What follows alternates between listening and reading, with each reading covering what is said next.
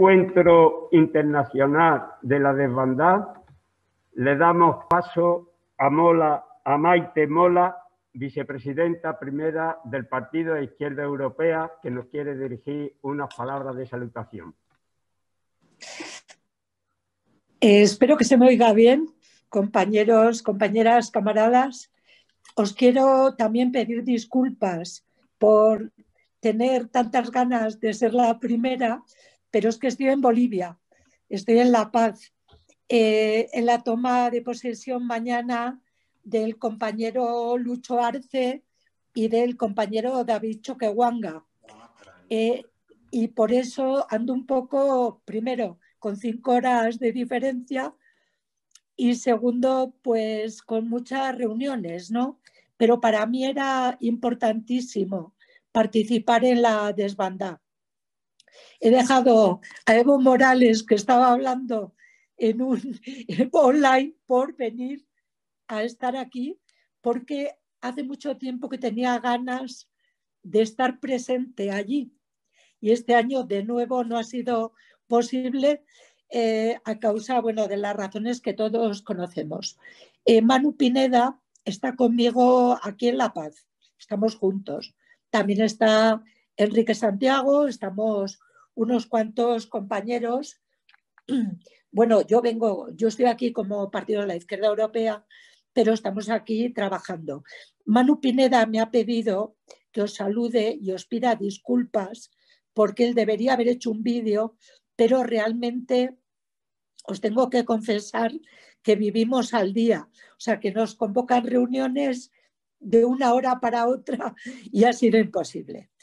Pero bueno, en todo caso, lo más importante para mí es deciros que estáis haciendo un trabajo fantástico en unos momentos realmente no solamente difíciles, sino donde es imprescindible que se desvele todo lo que el fascismo está haciendo. No sé que habéis tenido a Kate Hudson y a Heinz Birnbaum hablando ya de lo que está haciendo el PIE, entonces no voy a entrar en eso, pero sí que me pongo a vuestra total y entera disposición para que los partidos que están dentro del Partido de la Izquierda Europea trabajen junto a vosotros con todo el tema, sobre todo de la conferencia internacional que estáis promoviendo, de la primera conferencia internacional. Yo creo que señaláis los puntos centrales, sobre todo la cuestión de la memoria. Yo cada vez que viajo a países como Bolivia ahora, creo que es mucho más importante todavía el trabajo que hacéis y pienso también que debemos de aprender mucho de vosotros. Y ya para terminar, he oído 3 cosas de los jóvenes con los que he estado esta mañana, la columna Sur, que es marxista-leninista, se definen ellos así. Y esta mañana de Bolivia, tarde para vosotros, han dicho que el MAS ha cometido errores, que hay que tener cuidado, y yo he pensado que era importante decíroslo ahora. Ya han dicho que hay 3 errores que tenemos que tener mucho cuidado. Uno es que la lucha es permanente, que no podemos dormirnos aunque estemos en el gobierno, que no tiene nada que ver con el poder. El segundo tema es que tenemos que ser muy autocríticos y el tercero y el último, no olvidar que somos el pueblo y que tenemos que hablar con el pueblo. Por tanto, yo por mi parte desearos lo mejor y deciros que mientras que yo esté en el Partido de la Izquierda Europea, desde luego voy a trabajar con vosotros siempre y me voy a quedar a escucharos durante al menos 3/4 de hora más. Muchísimas gracias, compañeros. Maite, muchísimas gracias. Saluda a los compañeros, compañeras que se encuentran por ahí de parte de la Asociación Sociocultural y Memorialista de la Desbandada, aquí, Almería. Gracias por tu presencia.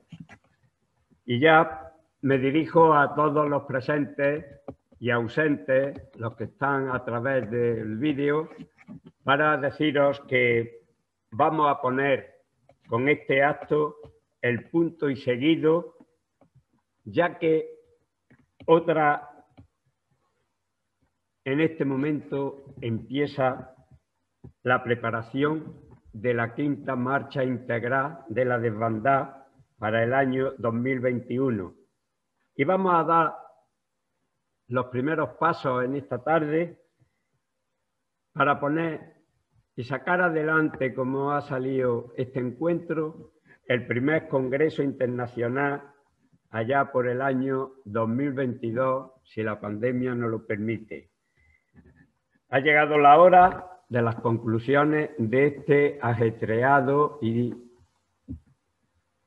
difícil en cuanto al trabajo día. Estas conclusiones de este encuentro, para ello vamos a contar con los relatores de las diferentes mesas que han participado y han llevado a cabo este trabajo. Agradecer a los técnicos que están allí al fondo todo su inmenso trabajo para sacar adelante este encuentro. Con vosotros, los relatores, Fran Martín, que hablará de las conclusiones de la desbandada, el estado de la cuestión. Fernando de Haro, de la mesa ¿Qué hacer frente al resurgir del fascismo? Loli Sierra hablará de las conclusiones La desbandada tiene rostro de mujer. Álvaro Castro, que nos dirigirá conclusiones de la unidad didáctica. Y, por último, Santiago Aparicio, que nos hablará de las conclusiones de la mesa Senderos y de memoria. Así que, con todos vosotros, os dejo las conclusiones de este día de trabajo que creo que ha sido muy, muy fructífero. ¿Se me oye? Buenas tardes. Buenas tardes a los presentes virtuales y reales. Y a las presentes también. Agradecer vuestra presencia aquí de forma física y también de forma virtual, siguiendo y apoyando este primer encuentro internacional de la desbandada. Me toca relatar las conclusiones de la primera mesa de la mañana, que se titulaba La desbandada, el estado de la cuestión. Es verdad que se ha escrito mucho de la desbandada, mas la historia nunca debe estar cerrada. La historia debe estar siempre abierta a nuevas aportaciones, nuevas investigaciones, nuevos estudios metodológicos que vengan a complementar todo el material con el que ya contamos. Para ello, Eusebio Rodríguez inauguraba esta mañana la mesa con una disertación sobre la ayuda internacional a los refugiados venidos de Málaga. En febrero de 1937 nos destacaba la labor de la Cruz Roja Internacional, la labor de los cuáqueros, la fundación de hospitales, los recursos y los fondos que se consiguieron en Reino Unido, en Inglaterra y que llegaron hasta Almería para ayudar a los refugiados venidos de Málaga. La labor que hizo también La Gota de Leche, y habló de las personalidades protagonistas de esos momentos de solidaridad entre los refugiados que más estaban pasando los efectos del fascismo, los efectos de la barbarie y de la sinrazón, en un febrero gélido de 1937, donde la población almeriense pasó cuando menos a duplicarse en número. Las razones humanitarias, pues, eran, que duda cabe, algo importantísimo para estas personas que lo habían perdido todo, que habían desarraigado de su familia y que algunos habían perdido a algunos miembros de su familia por el camino. Entonces es importante destacar un poco ese aspecto de la solidaridad internacional del pueblo inglés con los refugiados, como nos hablaba Eusebio.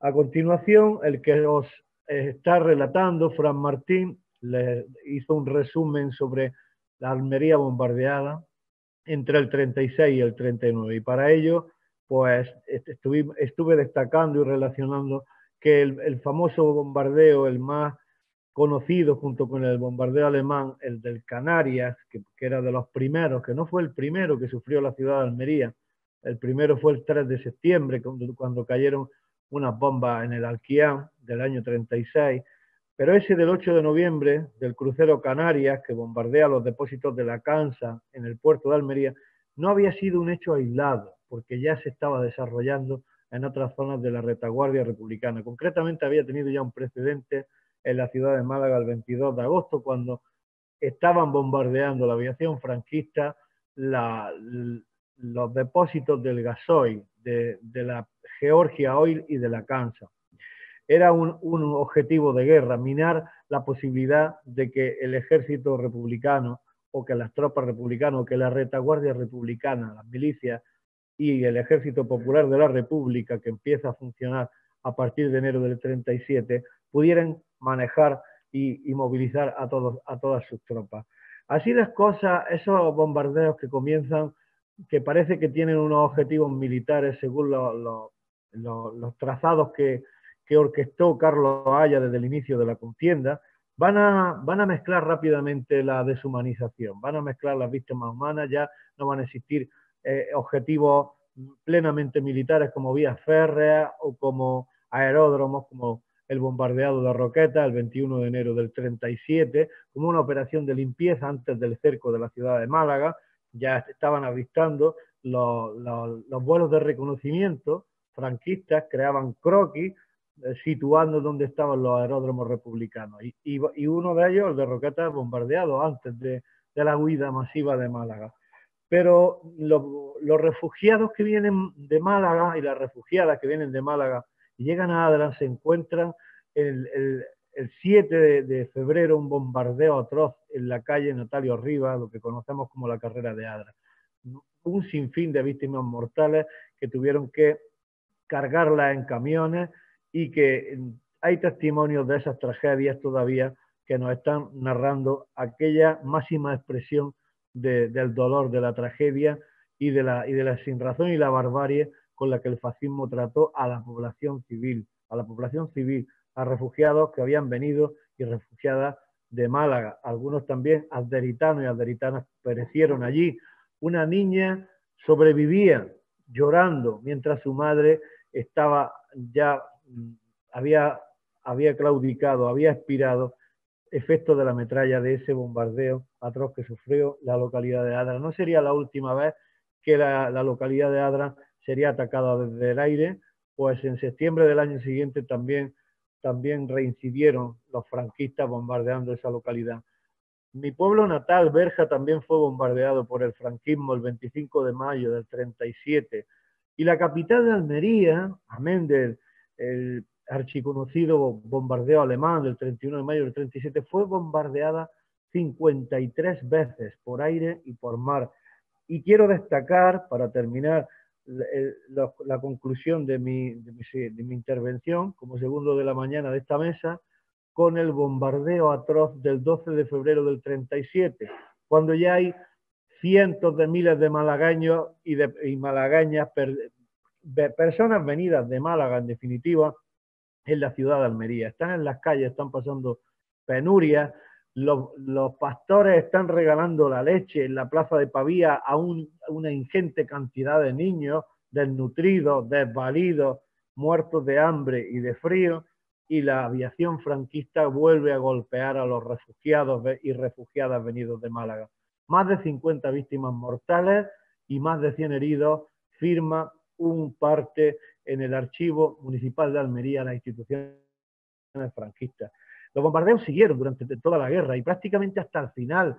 En el mes de febrero del 39, cuando ya la guerra estaba decidida y cuando había caído el Ebro y cuando la diáspora de Barcelona, de los 400.000 españoles que salieron huyendo de otros españoles, el puerto de Almería seguía soportando bombardeos aéreos. Era atroz, casi hasta el final se estuvieron ensañando con el pueblo de Almería y con las personas que vinieron como refugiadas a esta tierra. La tercera de las intervenciones es la de Ana Mata, el feminismo y la memoria.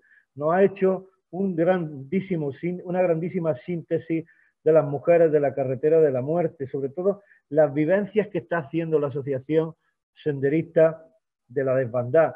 El día a día, la camaradería, nos ha invitado a los presentes y a los que no conocen estas actividades a que vivamos, si no toda la marcha, al menos unirnos a una de las etapas. Nos contaba su experiencia en primera persona, nos ha descrito y enumerado los objetivos y las propuestas a corto y largo plazo que se marca esta asociación cultural y de memoria, y también las necesidades de difundirla fuera de nuestras fronteras. La cuarta intervención correspondía a Gonzalo Acosta, que nos puntualizó esa gran exposición de los otros exilios, incentivando el conocimiento de exilios que parecen menos estudiados, menos conocidos, menos divulgados que el de febrero del 39, que es el masivo, cuando 400.000 españoles salen huyendo de otros españoles hacia Francia. Se refería Gonzalo a los exilios, al exilio de Portugal y al exilio del Magreb. Ahí hay que destacar la solidaridad del pueblo portugués de Barrancos dentro de una dictadura, porque Portugal era una dictadura, la dictadura de Salazar, y por ahí entraba el gasoil de la Texaco norteamericana que suministraba la logística para que el ejército rebelde pudiese movilizarse. Bien, pues jugándose una represión por parte de esa dictadura de Salazar, el pueblo de Barrancos acoge a republicanos españoles y se solidariza con ellos. Eso es lo que él también quería destacar, esos pequeños exilios que también formaron parte de la historia porque tienen nombre y apellido y merece la pena reconocerlos. También el exilio al Magreb, que duda cabe, ahora en el norte de África, a la parte norte del continente africano. Además, puntualizaba que también dedican un capítulo de esa fabulosa exposición al transsahariano, al ferrocarril transsahariano, donde muchísimos españoles se batieron el cobre y donde tienen cientos de miles de historias de vida de españoles que se fueron de aquí buscando unas mejores condiciones de vida y que merecen la pena también conocerse. Por último, para terminar el resumen de esta mesa del estado de la cuestión, participaba el catedrático de Historia Contemporánea de la Universidad de Almería, también hoy decano de la Facultad de Humanidades, Rafael Quirosa Cheiroize y Muñoz, y él nos hablaba sobre las repercusiones sociales y políticas que se desarrollaron en la Almería de 1937. El grave problema para organizar a una población que de la noche a la mañana, en muy pocos días, se había duplicado. En unas condiciones de guerra, de retaguardia, de deficiencia, de insuficiencia y de infraalimentación, como este problema también de salud, porque las personas que hicieron el camino, los que lograron llegar a Almería, llegaron en un estado deplorable, muchísimos con heridas en los pies, ulcerados, en condiciones infrahumanas que no merece ningún ser humano pasar por ellas. Esos problemas rápidamente, pues, el gobernador Gabriel Morón Díaz, que era el gobernador de Almería, provincial de Almería, pues intentó hacer una atención lo mejor posible.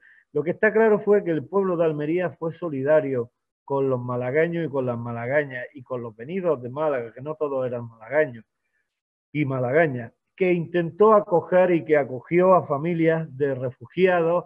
No solo la capital rápidamente se desbordó y todos los pueblos de la provincia, está documentado por Eusebio Rodríguez y Juan Fracolomina, todos los pueblos de Almería acogieron familias de refugiados. De hecho, en Huarca de Almería hay un censo, hay un documento que dice casa por casa las familias con nombre y apellidos que acogieron a familias de refugiados. No quedaría esa diáspora, ese éxodo masivo, ese exilio forzoso, aquella forzada marcha, parafraseando las palabras de Norman Bethune, no quedaría en Almería, llegaría hasta Francia. Todo el arco mediterráneo estuvo lleno de refugiados y hay muchísimas fotografías que documentan, muchísimas historias de vida y algunos dramas también que después de pasar estas penalidades de la carretera de la muerte la encontraron en otros bombardeos posteriores de la aviación legionaria italiana que estaba asediando y golpeando duramente todo el Mediterráneo y de forma sistemática desde la base balear de Pollensa. También nos definía Rafael pues, las publicaciones que se han desarrollado desde la historiografía sobre el tema que nos ocupa. Destacaba a Encarnación Barranquero, Antonio Nadal, destacaba estudios también de política y guerra civil que él publicó en los años 80, algunas nuevas investigaciones como las de Andrés Fernández y Maribel Brenes, y que la historia básica estaba investigada. Yo ahí difiero un poco con él y yo quiero aportar de mi propia opinión que la historia no debe estar nunca cerrada, sino abierta a nuevas aportaciones, rigurosas, documentadas, y que todos los temas, aunque no sean bélicos, los cotidianos, los de pequeños testimonios orales, más documentados, menos contrastados, y prensa hemerográfica, todo viene a sumar, porque todo viene a construir una divulgación y a construir una difusión de la memoria. Y por ello estamos hoy aquí, porque ustedes llevan ya 4 años marchando por la memoria.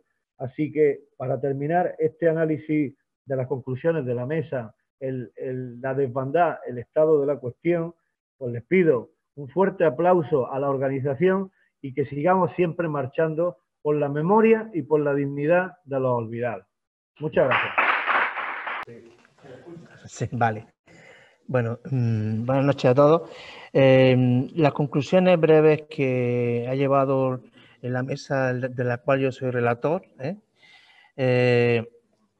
tienen que ver con el actual renacer del fascismo y una situación que han coincidido casi todos los que han intervenido en que hay ciertos paralelismos entre los años 30, la crisis social y política de los años 30 y la crisis actual de los inicios del siglo XXI, ¿no?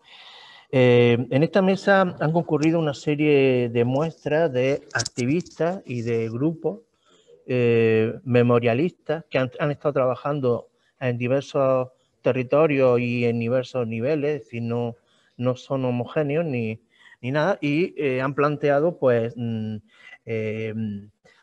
la opinión que tienen de la situación del renacer del fascismo, ¿no? A grandes conclusiones, casi todos manejan las mismas ideas, ¿no? Como es que ha habido una intencionalidad manifiesta de que se olvide la memoria del pueblo, la memoria democrática, no solo después de la guerra con la violencia o durante el franquismo, sino en el llamado Pacto de la Transición, que tiene sus piedras angulares en la ley de amnistía, que es una ley de protección, de blindaje de la dictadura, y posteriormente lo que se llama la Constitución y el régimen del 78, que de alguna manera han mirado hacia otro lado. Es decir, no es una cosa que han reconocido, que se han incluso situado debajo de las banderas de la memoria y tal, pero en la práctica pues no han sido atacadas en el buen sentido como debiese, ¿no? Entonces, por lo tanto, la situación del avance del fascismo ha vuelto a renacer. Y prueba de ello, algunos han señalado, han sido, por ejemplo, la reciente ofensiva en Madrid contra los símbolos de la memoria. ¿Quién iba a pensar que iban a destrozar los versos de Miguel Hernández o que iban a destrozar los bustos de presidentes de ministros de la República y demás? Es decir, que la actuación de Madrid es grave. Y además no es una actuación de la extrema derecha, es de la derecha en general, incluidos los naranjas. La gente que se considera de centro y avanzada, pues están detrás de la destrucción de los símbolos de la memoria en plena crisis como estamos, ¿no? También se ha coincidido en la necesidad de una pedagogía contra el olvido, una pedagogía sobre todo con los jóvenes, porque están totalmente desconectados de esta realidad de luchadores de los años 30, 40, 50, durante todo el franquismo. Todo eso es algo totalmente desconocido para las nuevas generaciones. Y como sorpresa está, o como interés máximo, ha sido la propuesta que se ha hecho desde el Partido de la Izquierda Europea de celebrar un congreso en marzo del 2021 en Europa, a nivel europeo, para analizar este auge del fascismo. En la línea que hemos estado haciendo en esta mesa esta mañana, pues a nivel europeo, y en esa línea estaría este congreso, al cual han invitado ya a los representantes o para la gente que participe en el podemos llamarle movimiento de la desbandada, memorialista de la desbandada que lleva unos años trabajando en el sureste peninsular, ¿de acuerdo? Y como conclusión final se ve la necesidad de ligar la recuperación de la memoria, la transmisión de la memoria, con la recuperación también de la conciencia de clase que está detrás de eso, de ese olvido, de esa desconexión que hay de las masas, que están más en la antipolítica, es decir, en el rechazo de la política, que en coger su bandera de clase que le corresponde por el modo de vida que tiene, pues le corresponde una conciencia, sin embargo no la tiene. Y es porque se han desactivado la conciencia. Entonces, estaría ahí relacionar la memoria democrática con la reactivación de la conciencia de clase.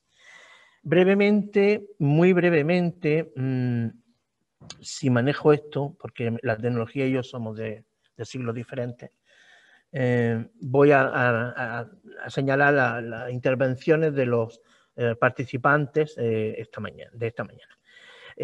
Ha presentado la mesa el profesor de Sociología Andrés Piquera Infante, que ha hecho una introducción y de alguna manera pues, ha coordinado todo el trabajo, ¿no? El primer participante ha sido Cristian Lario Rodríguez, un joven almeriense, miembro de la Red de Solidaridad Popular de Almería, que hablaba de la necesidad de participar en grupos antifascistas, pero no como se vende en los medios de comunicación, que son grupos de hooligan de extrema izquierda que se pelean con los de extrema derecha, ¿no? El maniqueísmo presenta de esa manera, sino como gente popular que se empodera y que de alguna manera actúa solidariamente y en movimientos de solidaridad con las masas. Actúan intentando hacer que éstas vuelvan a tener conciencia de clase actual contra el fascismo que de alguna manera le está afectando directamente. Para Cristian, la lucha antifascista es una lucha contra el sistema capitalista en última instancia. Después le ha seguido, por cuestiones de tiempo, la diputada Kate Hudson, que ha hablado un poco de la situación internacional, ¿no? De esta época que ella ha denominado la era Donald Trump, ¿no? Y su epígono americano y epígono europeo, Bolsonaro, la izquierda en los países del este, en Polonia, la extrema derecha en Polonia, en Bulgaria, en Grecia y demás, ¿no? Entonces, como todo eso no son hechos aislados, sino que tienen bastantes elementos en común, han apuntado la necesidad de tomárselo bastante en serio el análisis de este reverdecer del fascismo, y para ello preparar un congreso que se llevaría a cabo en marzo del año 2021 para analizar todo esto. Y como bien dije antes, ella ha invitado a los que llevan el trabajo de año a año, día a día, de la desbandada, para que participen en el próximo congreso.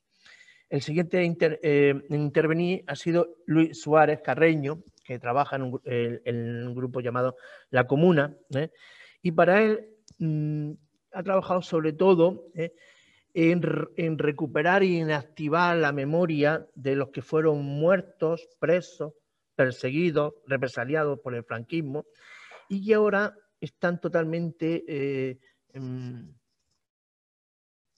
tapados por capas de silencio y de olvido.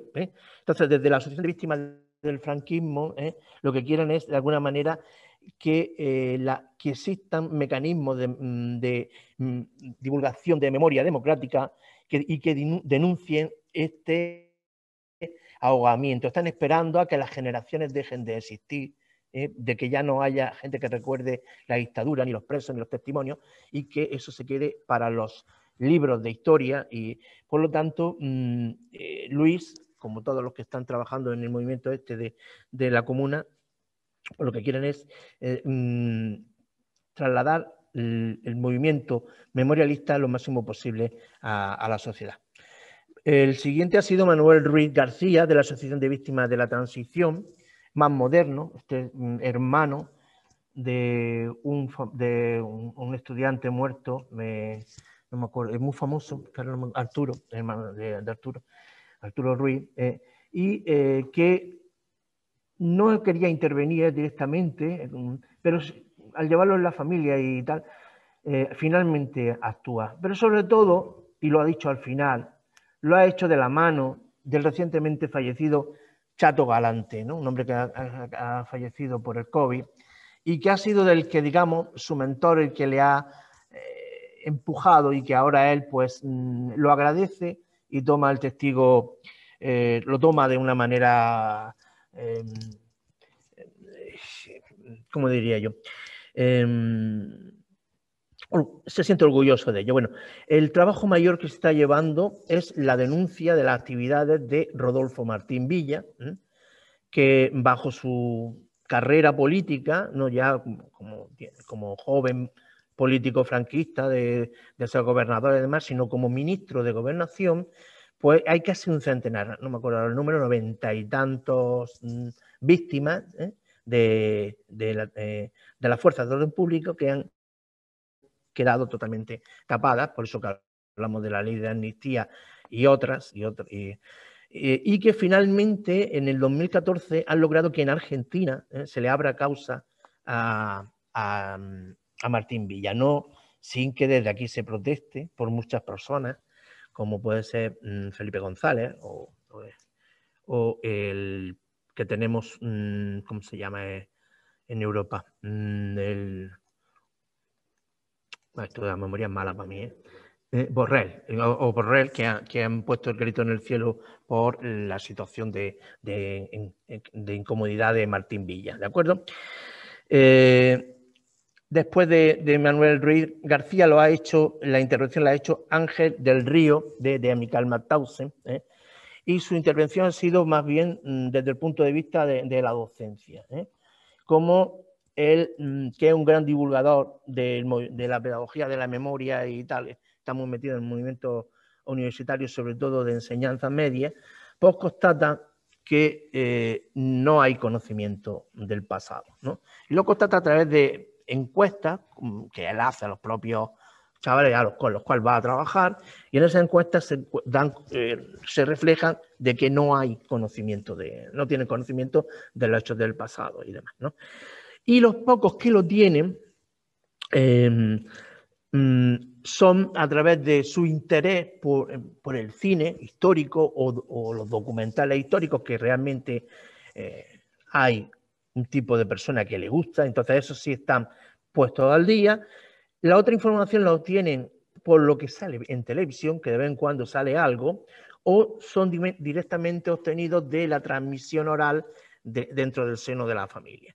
Por lo tanto, él habla de que hay que activar la pedagogía, hay que activar la pedagogía de la memoria, que hay que desactivar el neoconservadorismo que está detrás de tapar el pasado incómodo, es decir, el no remover la historia. ¿Para qué remover la historia? Entonces, él habla de la experiencia que tiene cuando lleva a la gente a ver el Canal de los Presos, que está en Sevilla. Él hizo una obra ya hace 15 años así sobre el Canal de los Presos. Hoy explica, por ejemplo, que hay pueblos formados de los familiares de los presos que trabajaban para hacer el canal, y que hay campos de concentración y demás, y el desconocimiento que hay en aquel entorno de la provincia de Sevilla y en la propia Sevilla capital de esa situación es totalmente desconocida, y como el conocimiento de esta situación indigna a los chavales, lo indigna y la hace pensar y tal. Y dice que las experiencias que ha tenido con otros compañeros que trabajan lo mismo en Granada y en otras provincias, en Granada cuando los llevan a los barrancos de Vigna y Alfacar, pues sucede lo mismo. Hay una cierta reactivación e indignación de la gente joven, ¿de acuerdo? Y se plantea finalmente al final de su intervención se plantea de si ante Vox, V o X, Vox, sirve la pedagogía. Y él dice que sí, que ante Vox sí sirve la pedagogía, que los alumnos que trabajan, los alumnos, los jóvenes que trabajan, el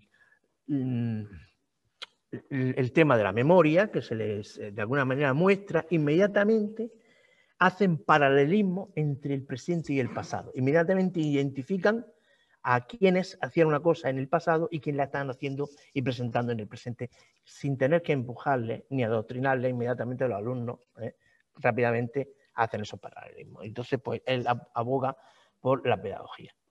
Y finalmente, la profesora, yo mi inglés es malísimo, norteamericana, Francie Cate, que es de Virginia, que está muy contenta por la victoria de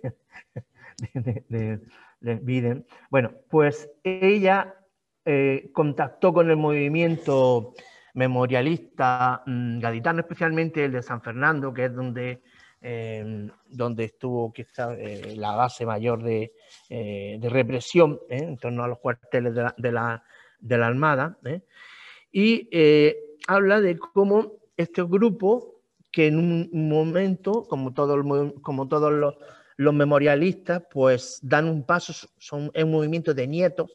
Los nietos hace 20 años dieron un paso buscando las tumbas de sus abuelos y querían enterrarlos.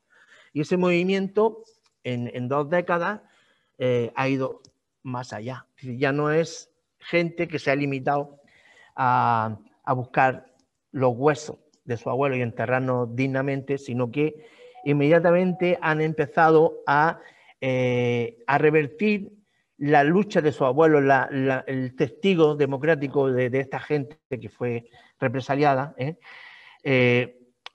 a tomar la antorcha en el presente. Y esta gente ya en estos debates que mantiene ella, sobre todo por WhatsApp, hablan de feminismo, de temas de transgénero, de ecología, de las migraciones, hablan de la marea azul, que es la lucha por el agua dulce, y otras más, ¿no? Y concluye que el trabajo y el estudio de la memoria del pasado, sin duda, hace que tomes conciencia del presente. Y esto es más o menos así ha transcurrido el debate esta mañana, y se cerró la sesión sin responder preguntas porque no la hubo. Y un saludo para todos los asistentes virtuales y presenciales que nos acompañan en este encuentro, en este primer encuentro internacional de la desbandada. Yo, desde el papel que me toca como relatora de la mesa específica de las mujeres, voy a tratar de hacer una síntesis de lo que allí hemos dicho. Paqui Maqueda, Pura Sánchez, Sofía Rodríguez, Silvia Delgado, son 4 intervenciones brillantes que hoy han puesto la voz y recuperan la memoria histórica en este primer encuentro de la desbandada, con un objetivo común: que su nombre no se borren de la historia. Comienza su exposición Paqui Maqueda mostrándonos las diversas fosas comunes de mujeres que se han encontrado en Andalucía. Nuestros valientes legionarios irregulares han demostrado a los rojos cobardes lo que es un hombre de verdad y de paso también a sus mujeres. Esto está totalmente justificado porque estas comunistas y anarquistas practican el amor libre. Ahora, por lo menos, sabrán lo que son hombres y no maricones. No se van a librar por más que patalen y berren. Queipo de Llano lanzaba estas insultantes proclamas, y voy a incidir: el asesino Queipo de Llano, como general del ejército del sur, desde los micrófonos de la Unión Radio Sevilla, días después del golpe, incitando a las tropas sublevadas a la violación y al maltrato de aquellas mujeres rojas.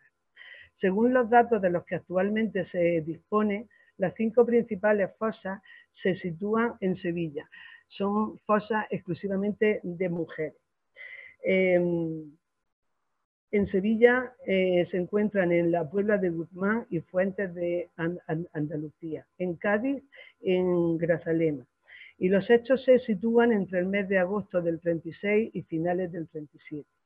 Las víctimas que en ellas se encuentran están comprendidas en edades entre los 16 y los 60 años, y todas tienen una característica en común. La represión franquista se cebó en estas mujeres por ser hijas, madres, esposas de algún huido o por negarse a dar información. En clave de género era muy distinta a la de los hombres, ya que se las humillaba, torturaba y degradaba su dignidad como mujer.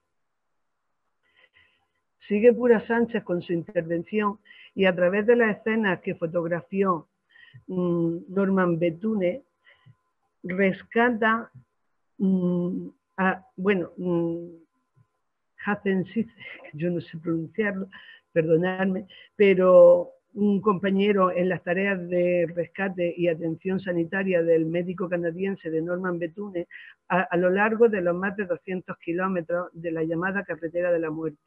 Pura Sánchez nos hace un relato histórico del mayor genocidio fascista llevado a cabo por las tropas franquistas tras un golpe militar. Vamos a conocer la tragedia humanitaria entre las poblaciones de Málaga al borde de la caída y la resistente y republicana Almería en la semana del 7 al 13 de febrero de 1937. Nos relata como si de una historia literaria se tratara. Sin embargo, las documentaciones existentes y los datos existentes nos dan fe de la veracidad y crueldad de los hechos. En los relatos de los testigos eran con frecuencia las mujeres quienes insistían a los hombres a emprender el viaje. En el camino eran mayoría las mujeres solas, con niños y con ancianos, convertidos en el centro de la resistencia a la muerte. Cuando emprendieron el camino, muchos de ellos y de ellas desconocían que la llegada a Almería no sería el final de su viaje, sino el final de una primera etapa que les llevaría a la crueldad de los campos de concentración. Sofía Rodríguez, con su ponencia Mujeres que huyen, mujeres que acogen, nos muestra un documento histórico que revela una exhaustiva investigación de lo acaecido en la carretera de Málaga a Almería en febrero del 37. Con ojos violeta, el documento responde a varias preguntas que nos llevan a un recorrido por la historia, que a pesar de la magnitud de la tragedia, este Guernica andaluz no ha tenido su pintor. Los datos que revelan las diferentes investigaciones nos dicen que el éxodo se calcula entre 50.000 y 300.000 personas. De los que emprendieron la huida por la carretera nacional 340, en torno a 100.000 llegaron a Almería. De ellos, más de la mitad serían mujeres adultas, ancianos, niños y niñas. ¿Quiénes eran? ¿Por qué huían? ¿Por qué a Almería? ¿Cómo fue la huida? ¿Cuánto tardaron? ¿Cuántos sobrevivieron? ¿Qué sucedió a la llegada? ¿Cuántas recogieron refugiadas? ¿Cuántas recogieron a las refugiadas? ¿Quiénes eran las mujeres de acogida? ¿Dónde las albergaron? ¿Por qué lo hicieron? ¿Qué pensaron? ¿Cómo se relacionaron? ¿Durante cuánto tiempo convivieron? ¿Qué sucedió a la salida? Preguntas que escriben la historia que solo los testigos, haciendo memoria histórica, pueden contestar. Silvia Delgado, aquí presente, una mujer poeta que escribe poesía militante, contestataria y desobediente. A través de su poesía errante toma la palabra y hace memoria histórica para comprender el presente y el pasado, para poner letra a tanta amnesia. Se declara la nieta de aquellas mujeres y hombres clandestinos, enfermos, andrajosos, hambrientos, olvidados, asesinados, que desde México, España y Cuba dejaron escritos miles de versos sobre la injusticia de aquel tiempo. Entre sus manos trae el legado de aquellos a los que callaron, pensando que el silencio sería suficiente para domesticarlos y conformarnos con el dolor palpitando en cada verso. Silvia Delgado nos habla de una poesía comprometida, armada hasta los dientes de dignidad, apuntalando una conciencia antifascista. Se lo debe a Neruda, Gabriel Mistral, Miguel Hernández, Antonio Machado, Ángela Figuera, Carmen Conde y a todos y a todas las que nombre a nombre, verso a verso, hablaron de una España traicionada. Como ella textualmente dice, debemos estar a la altura y dejar versos suficientes que expliquen a generaciones venideras la verdad de nuestro tiempo. Yo quisiera no solo desempolvar nuestra trágica memoria, yo quisiera también aquí y ahora ir escribiendo la historia, dejar puñados de versos esparcidos como semillas por esta patria que traicionó a la República. Silvia Delgado habla de nosotras, de esta mitad que no se tiene en cuenta, que silencia la historia disfrazándonos de brujas y devotas. Habla de lo que fuimos, de lo que somos, de lo que buscamos, de lo que queremos ser y reclama nuestro lugar en la historia, que sea también escrita como se va escribiendo la de los hombres heroicos y antifascistas.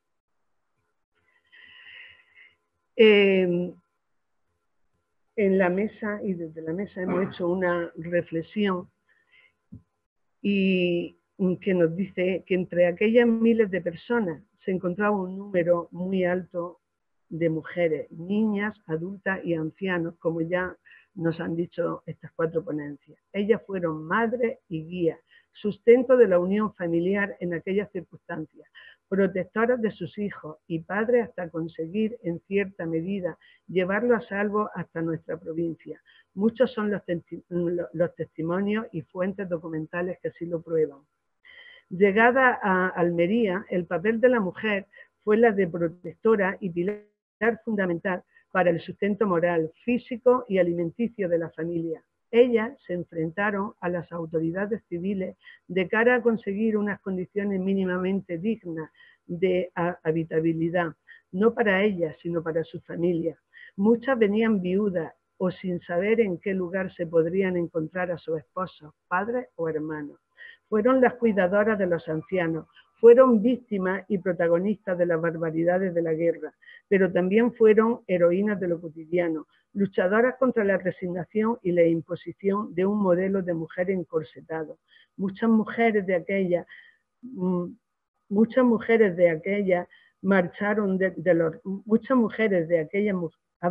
de aquellas mujeres que marcharon del horror jamás volverían a sus casas ni a ver a sus hijos y esposos. Lo perdieron todo y aún así siguieron su propio camino conforme a su pensamiento, ideas y voluntades. Una reflexión que nosotros desde la Mesa de las Mujeres queremos convertir en una reivindicación, ya que todos y todas estamos de acuerdo en que la historia está hecha por los vencedores. Y en este caso, en el tema que nos ocupa, la historia ha cometido doble delito. Uno, que ha tenido oculto el genocidio fascista que se llevó a cabo en la Nacional 340. Y otro, el que ha invisibilizado el protagonismo y el papel de la mujer durante esta marcha y este camino de la Nacional 340. Hemos pensado, hemos querido cerrar de una forma bonita esta mesa con uno de los poemas de Marco González Sedano, activista contra el fascismo, por la lucha antifascista, miembro de esta asociación memorialista de la desbandada. Nada mejor que seguir el lema que lo ha inmortalizado dentro de nuestra asociación, porque paso a paso, nombre a nombre, rescataremos de la memoria a todos aquellos y aquellas que apagaron sus vidas la crueldad de este genocidio fascista.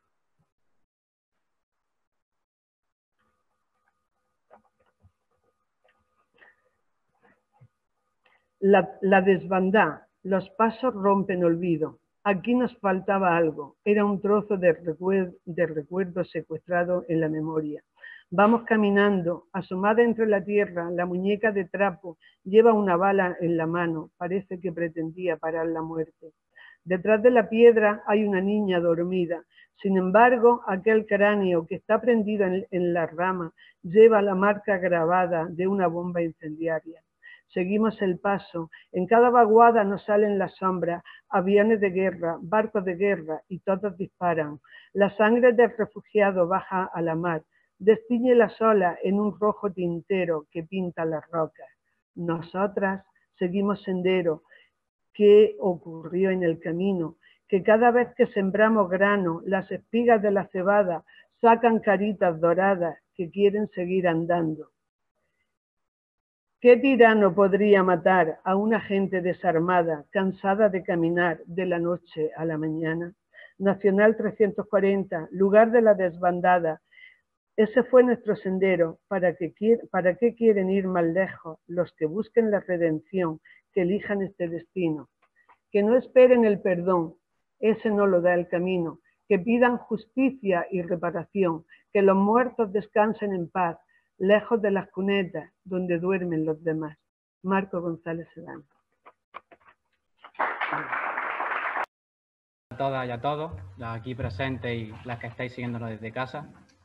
En primer lugar, yo soy el relator de la mesa de trabajo que se titula Educación y Unidad, y quiero transmitir el pedazo de equipo que he podido formar parte de esta mesa, materializado en las figuras de Víctor Hernández, Pepe Montes, Luis Fernández, Jesús Majada y Rafael Morales. A la primera conclusión que hemos llegado es la revisión exhaustiva que tenemos que hacer de la Ley de Educación. Entendemos una ley que está atrasada, que debemos de aportar nuevas reivindicaciones para la que se va a aprobar en el Congreso de los Diputados en poco tiempo. Además, uno de los aspectos fundamentales que hemos destacado es que tras las reuniones que hemos tenido con Fernando Martínez, secretario de Estado, es la aplicación de la memoria democrática en esta nueva Ley de Educación. Para ello, y por tanto, hemos alcanzado una segunda conclusión, la cual es que no puede ser una unidad didáctica, sino más bien una guía didáctica. Esta guía tiene unos objetivos que lo hemos dividido en dos, generales y específicos. Los generales responden a la pregunta de ¿qué pretendemos alcanzar con el estudio y el análisis de la desbanda? En primer lugar, trabajar en la transposición didáctica de las ciencias sociales. Esta transposición didáctica es entendida como el proceso de reelaboración del conocimiento científico que se puede desarrollar en estos comités en la universidad, llevarlo al ámbito escolar, estudiantil, a la educación formal y, por último, al ámbito cotidiano. En segundo lugar, aportar un enfoque multidisciplinar, interdisciplinar y multimedia que englobe varios campos de estudio. Debemos de usar el aprendizaje basado en problemas y basado en proyectos. El trabajo hacia el desarrollo en equipo, donde la interdependencia positiva y la exigibilidad personal del estudiante sean los protagonistas. Debemos de convertir al alumno en estudiante. El alumno tiene esa connotación pasiva de persona que solamente recibe información. El estudiante, sin embargo, es esa persona proactiva que busca recibir información por parte del profesor, que esta vez será un profesor guía. Debemos de provocar que los estudiantes tomen conciencia de su condición de ciudadano europeo y de la importancia que tiene la ciudadanía europea. Ya sabemos que la desbandada no es un caso aislado de Andalucía, sino que es internacional, como este mismo Congreso ha estado demostrando. Debemos desarrollar la creatividad en los estudiantes y en los docentes. Y el último objetivo general es convertir el aula en un laboratorio histórico donde se trabajaría de primera mano con fuentes primarias y secundarias, como ayer bien nos enseñó Andrés Fernández, y como hoy en el estado de la cuestión, Fran Martín, Eusebio, Rafael Quirosa nos han estado enseñando. Luego hemos destacado unos objetivos específicos. Describir la situación geográfica recorrida por la población que huía de Málaga a Almería. Con esto ya metemos lo que decíamos anteriormente del análisis interdisciplinar, ¿no? Cómo puede entrar la geografía y otros ámbitos de otras materias para desarrollar esta actividad. Es muy importante analizar y conceptualizar con exactitud las definiciones de emigración, exilio y éxodo. Ya sabemos que la migración suele tener un carácter económico y, sin embargo, el exilio y el éxodo suelen tener connotaciones, sobre todo, políticas. El siguiente objetivo son las características de las desbandadas. Es decir, no solamente existe la de Málaga hacia Almería, sino como bien Luis Naranjo ha estado comentando, hay otras que se llevaron a cabo en la zona de Córdoba, de Jaén, cuya característica principal son las personas que huían del bando franquista hacia las provincias republicanas. El papel de la mujer, como transmitía ahora Loli, es fundamental para trabajar la desbandada y poner nombre y apellido a aquellas personas, mujeres, que formaron parte de ella, como puede ser, y también lo ha mencionado Eusebio Rodríguez, Violeta Turtan o Noemí Young. Luego, desarrollar la responsabilidad cívica en cuestiones sanitarias. Los refugiados de la pasarela del Cabo Inglés, que hubo una infección muy grave de tifus y que han estado comentando nuestros compañeros cómo fue erradicada sanitariamente, esto lo podríamos ligar a una ficha técnica que ha propuesto Víctor Hernández, componente de esta mesa, en la que se podría trabajar con la asignatura de biología todo el tema de la transfusión de sangre, que ya sabemos en su figura fundamental que la desarrolló fue Norma Betún. Luego, debemos desaprender de alguna forma el concepto de frontera ya que evoluciona a lo largo de la historia. Esto también lo hemos visto a lo largo de este congreso en la mesa que ha sido moderada por Paco Checa. Debemos estudiar el exilio como provincia de acogida a través de los archivos históricos provinciales y de los archivos municipales. Es fundamental cómo esta institución democrática debemos de transmitir a los estudiantes de que tienen que ejercer el derecho de ciudadanos y poder saber y reconocer todo el conocimiento que ellos quieran. Por último, dos últimos objetivos más, desmitificar la tradición oral de la llegada de esta población a Almería, que daba algunas anotaciones el catedrático Rafael Quirosa, y por último, conocer la expansión internacional de los grupos sociales que conformaron la desbandada. También quiero transmitir mi agradecimiento a todo el equipo que ha desarrollado este congreso. Soy opositor actualmente. Nos encontramos, este grupo social, que nos encontramos en la actualidad sumergidos en temas, en programaciones didácticas, guías didácticas, en burocracia, en leyes. Es una oportunidad enorme porque no solamente se aprende estudiando, sino también participando. Y hoy yo estoy aquí, pero todo lo que he querido transmitir en forma de concentración, seriedad, fuerza de voluntad y mucho sentido común es algo que me transmiten mis compañeros de la asociación Sapere Aude y la Asociación por la Recuperación de la Memoria Democrática. Muchas gracias.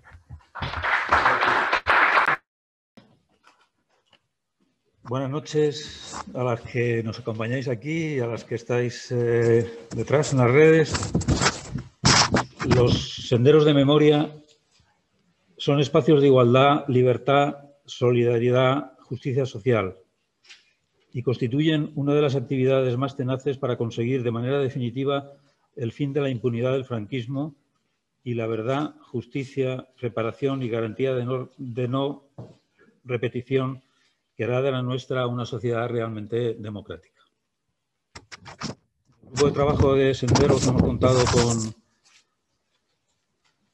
las ponencias de Fernando Alcalde, Luis Naranjo y Pepe Enguís, que trato de resumiros ahora.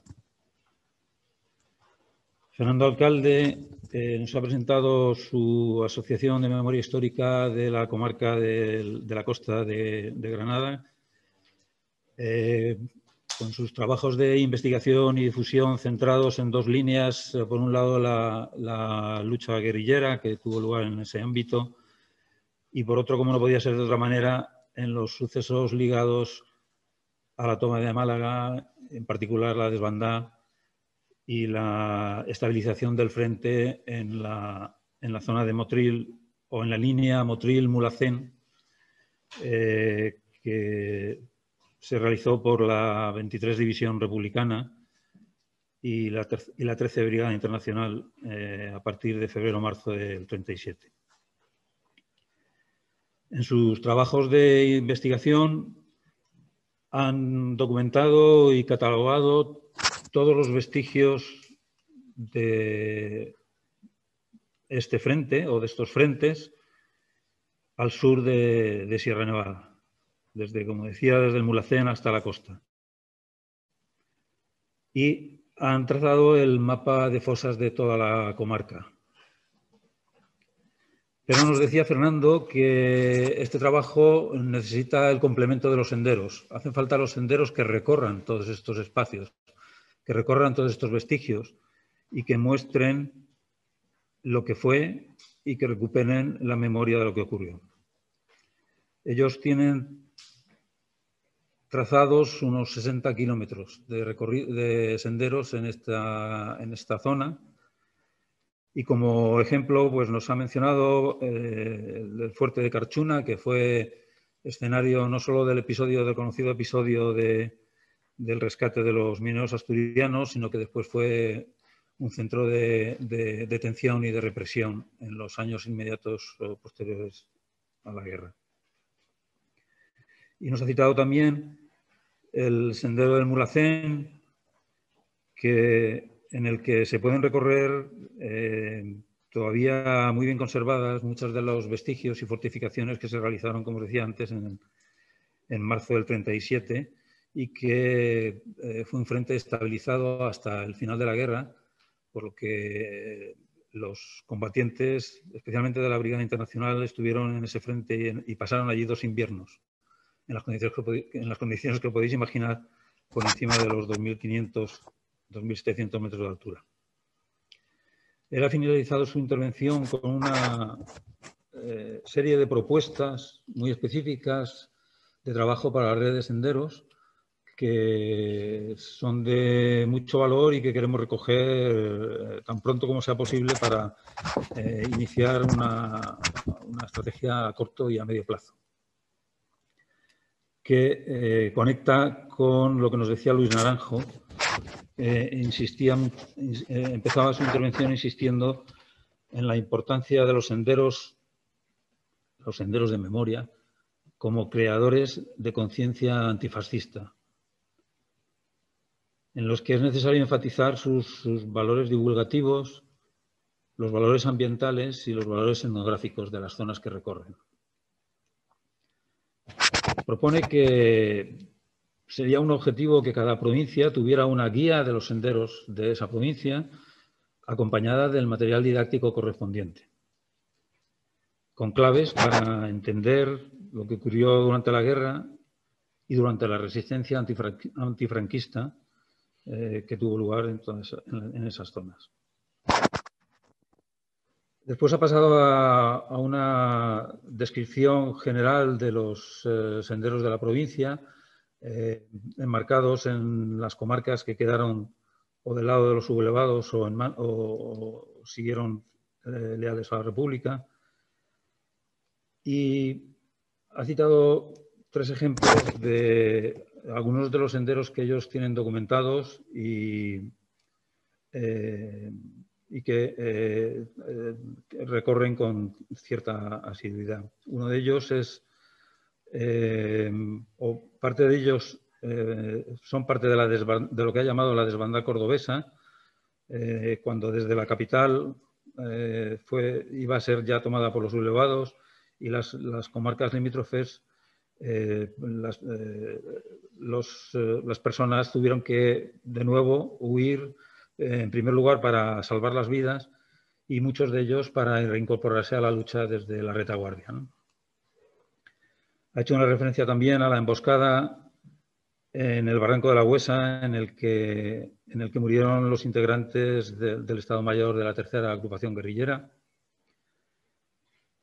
Y se ha referido al recorrido que desde el Aula de Naturaleza de Almedilla brinda unos senderos en los que se recorren las trincheras también muy bien conservadas en esa zona, tanto de los sublevados como del Ejército de la República.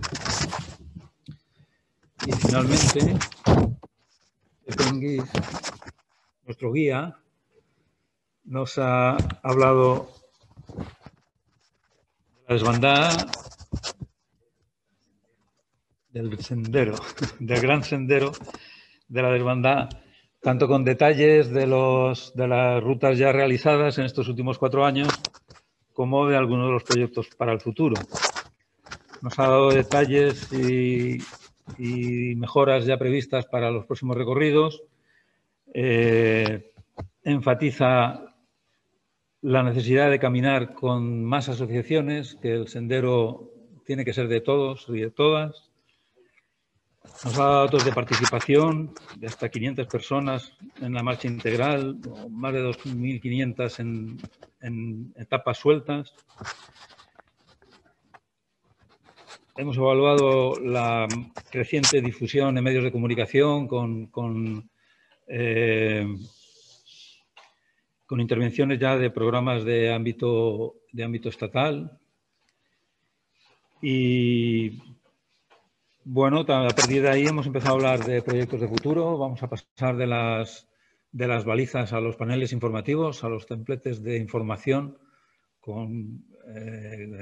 apoyados con medios técnicos actuales, con códigos, ¿cómo se llaman? Los códigos QR. Códigos QR y cosas de estas para que la gente use sus móviles, que para eso los tienen.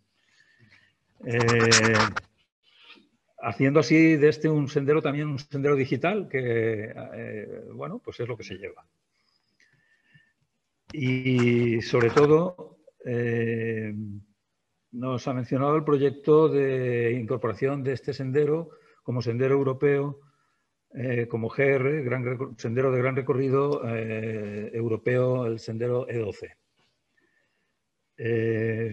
También entre los proyectos está el que contemos con la incorporación de más y más jóvenes, o por lo menos en actos que sean especialmente dedicados a los jóvenes, que bueno, esto entronca con lo que se ha trabajado en otras mesas, evidentemente.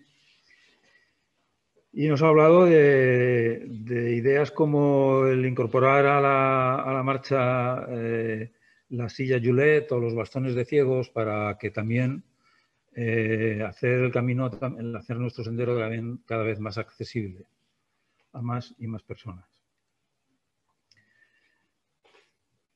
El sendero de 2021 va a ser un sendero COVID y tendremos que contar con ello, pero vamos a presentarlo inmediatamente.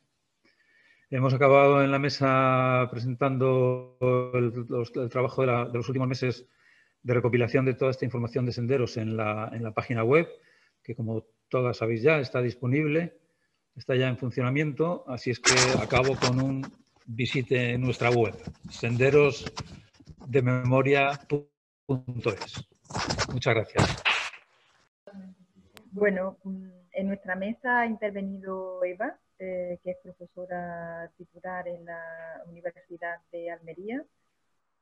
Como moderador hemos tenido a Paco Checa, que también es profesor en la Universidad de Almería, y luego hemos tenido a Espitu, que es una persona que emigró hace ya muchos años desde Senegal hasta nuestro país. Como él bien decía, yo soy andaluz. Y luego Reda Benbaza, y por último he tenido también una intervención.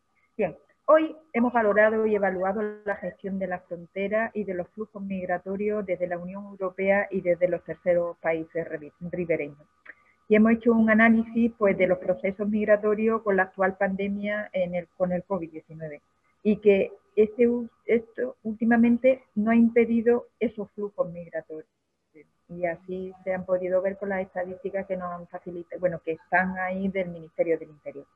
Esas tensiones económicas que también han provocado una crisis de los derechos humanos, y todos estos desafíos migratorios se van amplificando, pues con el cierre de fronteras, no solo terrestres, sino también fronteras marítimas, cerrando puertos como el de Malta, como el de Italia, también se cerraron puertos en España, y se suspendieron la recepción de solicitudes de asilo. Y centrándonos en el Mediterráneo central, en la situación de los procesos migratorios no van a variar, y donde el control de la frontera y el control de la seguridad es constante.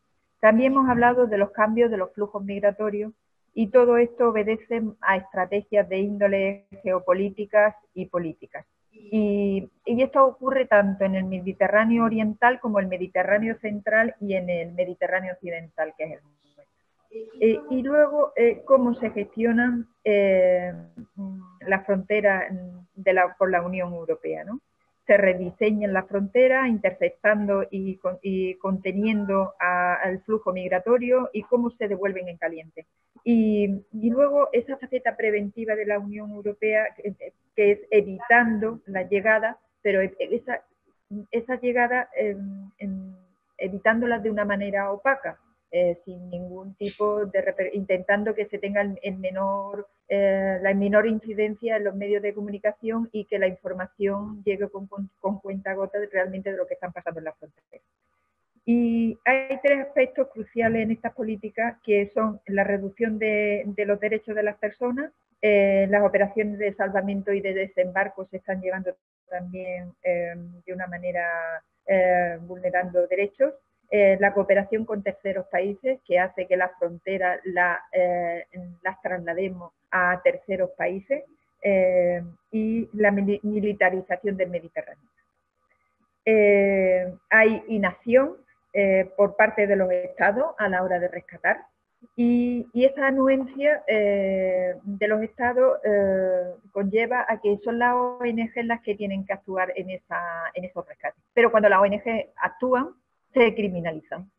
Entonces, está claro que, en definitiva, lo que tratan es de hacer más fuerte y además intentar que ese control fronterizo no se traspase. Espitú nos ha dejado claro que hay que romper todas las barreras, no solo las fronteras, sino que ha pedido que la libre circulación que sea real, pero que sea real para todos, para los que tienen papeles y para los que no tienen papel. Y sobre todo en el ámbito laboral, él también dice que hay que romper muchas barreras en el ámbito educativo y en el ámbito social.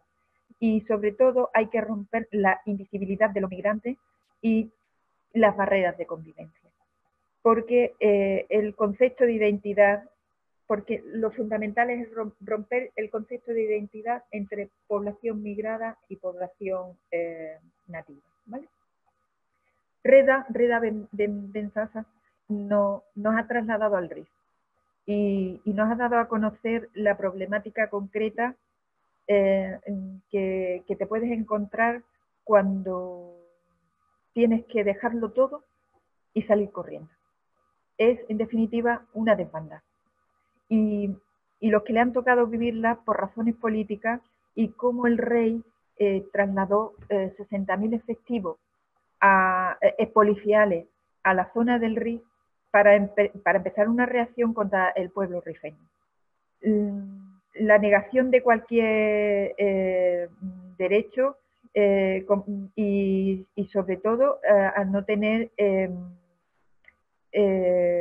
ni siquiera algo como puede ser una universidad en el RIF, te da una visión, ¿no?, de cómo el rey castiga a esta población, ¿no? También nos ha relatado cómo se vivieron y qué reacciones provocaron contra la población, ¿no? Mediante violaciones, mediante tortura y otras situaciones de vulneración de derechos.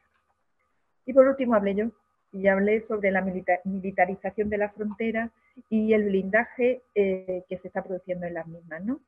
Cómo esos flujos migratorios en el Mediterráneo occidental y el trabajo de campo que estamos haciendo los activistas. Y las consecuencias que produce el COVID-19 en los movimientos migratorios y en la población en general. En cuanto a la militarización, el gasto de la UE entre los años 2006 y 2017 fueron de 600,74 millones de euros, entre el 2010 y el 2019 de 994,4 millones de euros, y la previsión que hay para el 2020-2027 es de 11.270 millones de euros. Es decir, que esto va a más y cada vez a más. Todo este gasto se lo llevan empresas que están financiadas con dinero de todos los contribuyentes y que perversamente estas empresas también se encuentran entre las 4 principales traficantes de armas europeos en el Oriente Medio y en África del Norte, contribuyendo así a los conflictos que provocan la migración forzada. Eso es todo. Bueno, aquí están ya que no pueden más, ya estamos agotadísimos. Yo voy a ser muy breve, pero de verdad de bueno. Bueno, antes de nada, primero eso, desearos a todos que estemos pasando esta historia bien y que podamos superarla lo antes posible. Y bueno, lo que es para la marcha del próximo año, pues realmente pues vamos a tener presente pues lo mismo que tuvieron los bombarderos en la época que estábamos hablando, nosotros vamos a tener nuestro peculiar bombardero a modo de COVID de esta marcha. Entonces, pues bueno, creo que podrá ser pues una de las mejores marchas y que tenemos que tener con todas las medidas y con toda la normativa. No lo vamos a describir ahora mismo porque va a haber muchas opciones, muchas soluciones para poder adaptarnos dependiendo de las circunstancias COVID como tal. Pero sí que es verdad que, bueno, que queremos tener una especial atención para los que ya han hecho la anterior en marcha, darle como una especie de un pequeño tiempo para que se puedan inscribir y luego para los demás. Como no sabemos la cantidad de gente que podremos tener, pues según por orden de inscripción, pues luego se irán incorporando. Tenemos que ir buscando soluciones sobre la marcha, no sabemos dentro de una semana cómo cambiará, pues de aquí a 4 meses, pues imaginaros todo eso como puede ser, ¿vale? Hay algunas pequeñas novedades, y hay un poco a tiro hecho como tal. Vamos a intentar incorporar 3 nuevos pasos por la antigua Nacional 340. Vamos a tener más asfalto, pero así vamos a seguir pasando por donde estuvieron ellos. Vamos a hacer una salida masiva y conjuntamente de Málaga.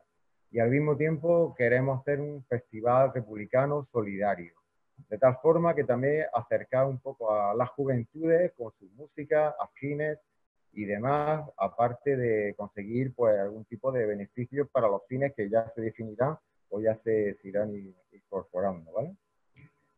También nos gustaría, que esto ya es un objetivo de algunos que hay aquí, inaugurar un pedazo de monumento que ya se va a hacer en el eje central de la desbandada, como es Salobreña.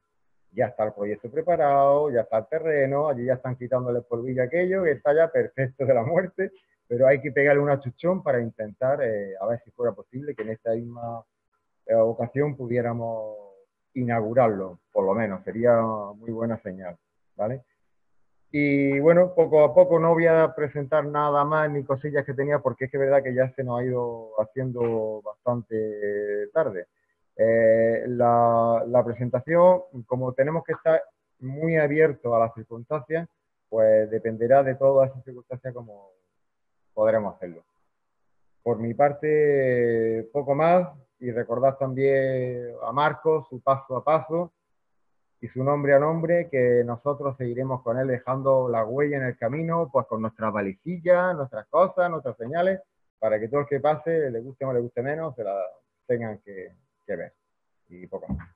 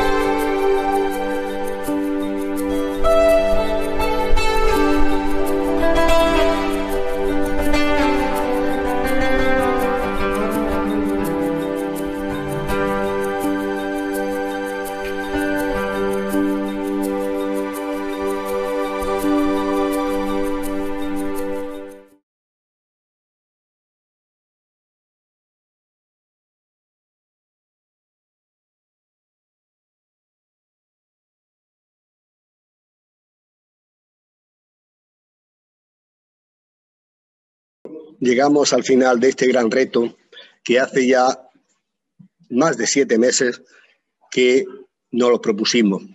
Un reto que lo hemos ido trabajando día a día. Y antes que nada tengo que nombrar, si se me escapa alguien, pues que, lo siento, que por lo menos que me avise. A este gran equipo que hemos estado trabajando desde entonces, desde hace ya, como he dicho, 7 meses.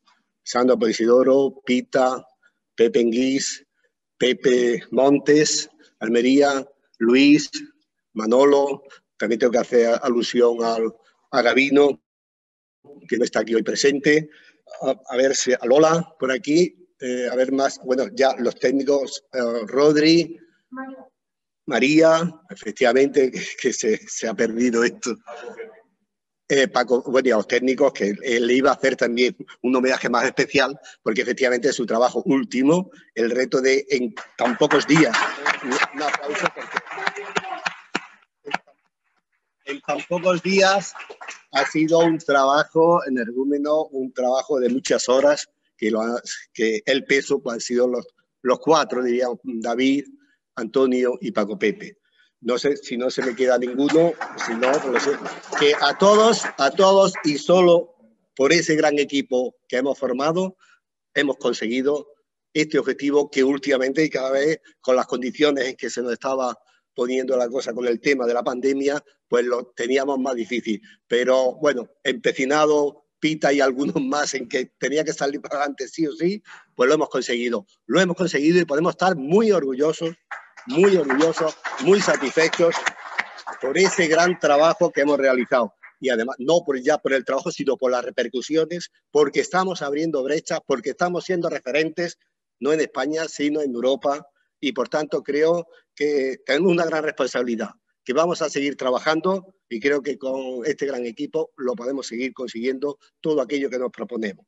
Y claro, el próximo reto, como sabéis, es la convocatoria del Congreso Internacional, que ya lo hemos anunciado en algunos momentos, va a ser para dentro de 2 años. Bueno, pues hoy ya con algunos del comité aquí presente, pues Fran y bueno, Luis estaban algunos más aquí, ha estado también alguna gente más en la reunión que hemos mantenido, pues ya un poco de ver cómo vamos dándole forma, contenidos y estrategia, en fin, analizando un poco que hay que empezar ya a trabajar para preparar ese gran congreso internacional que seguramente será una realidad, como antes también alguien ha dicho, si la pandemia no lo permite y no se alarga tanto, pues dentro de 2 años, en la primavera, pensamos sobre la primavera del 2022, pues tener y celebrar ese gran congreso donde, como decía también al principio, esta mañana, podamos o nos puedan los investigadores,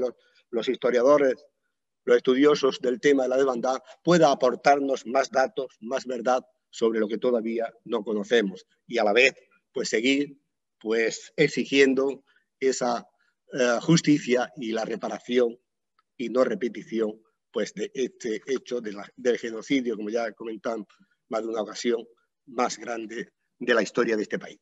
Bien, y ante eso, como ya estamos cansados y ya nos merecemos pues, una cerveza y por lo menos descansar un poquito, pues vamos a hacer como finalización de este encuentro, pues una declaración en la cual, bueno, pues la hemos pasado al comité científico y la hemos consensuado, entonces pues vamos a hacer lectura de la misma, porque esto es un poco lo que define pues todo lo que nosotros pretendemos con nuestro trabajo haciendo memoria. Declaración final del primer Encuentro Internacional Desbandada 2020 y a la vez pues también nos sirve como convocatoria del primer Congreso Internacional sobre la Desbandada, un siglo de luchas populares antifascistas. El antifascismo constituye en teoría uno de los valores fundacionales de la Unión Europea. No obstante, uno de sus estados se resiste, ahora y siempre, a su asunción real. El Reino de España, cuya jefatura de Estado son los sucesores del dictador genocida Francisco Franco, a título de rey, se resiste a aceptar tanto los principios de la Unión Europea como el derecho internacional. La presunta democracia española no ha reconocido el genocidio realizado por un sector del ejército golpista, el fascismo italiano y el nazismo alemán durante la mal llamada Guerra Civil Española y la consiguiente dictadura franquista. La intervención nazifascista contra la República Española constituye uno de los actos más deleznables de los prolegómenos de la Segunda Guerra Mundial. La intervención nazifascista fue posible por la inacción, cuando no bloqueo activo, de la democracia francesa y del Reino Unido, por la financiación de la intervención por empresas de Estados Unidos y el aval de dicha financiación por el Vaticano. La épica civil de la desbandada, la huida de Málaga, Almería, de cientos de miles de andaluces y andaluzas en febrero del 37 para escapar del terror fascista y continuar viviendo en el territorio republicano, constituye una epopeya de la libertad y la democracia, un ejemplo, como otros, de resistencia popular contra el nazifascismo, mientras las democracias burguesas volvían el rostro cuando no colaboraban ante el mismo. Cientos de miles de andaluces y andaluzas comenzaron a andar hacia Almería durante días por tierra, mar y aire. El sector golpista del ejército español, el fascismo italiano y el nazismo alemán bombardearon y ametrallaron esa inmensa columna civil, dejando miles de cadáveres en ese camino. Hoy podemos confirmar que lo hicieron sabiendo que eran viejos, mujeres y niños, desarmados y hambrientos. El crimen de la carretera de Málaga, Almería, 1937, constituye uno de los mayores crímenes de guerra que evidencia el genocidio franquista. 83 años después, tras 42 de supuesta democracia, en nuestro país aún no se reconoce el genocidio. La apología del mismo y la impunidad de sus crímenes son aceptados sin problema. El Ayuntamiento de Madrid puede reírse de la memoria democrática retirando nombres de calles de representantes públicos republicanos, destruyendo placas y memoriales a los luchadores por la libertad, a las víctimas del franquismo, sin que ello suponga consecuencia alguna. Seguiremos caminando hacia la verdad, justicia y reparación. Exigimos que los responsables del genocidio, el ejército español, su jefe supremo, el rey de España, Alemania e Italia, pidan perdón. Seguiremos caminando junto a tantos y tantas otros y otras que se enfrentaron y se enfrentan al fascismo en Europa y el mundo. Por ello, convocamos para la primavera del 2022 el primer Congreso Internacional sobre la Desbandada y un siglo de luchas populares y antifascistas. Paso a paso, nombre a nombre, antifascistas.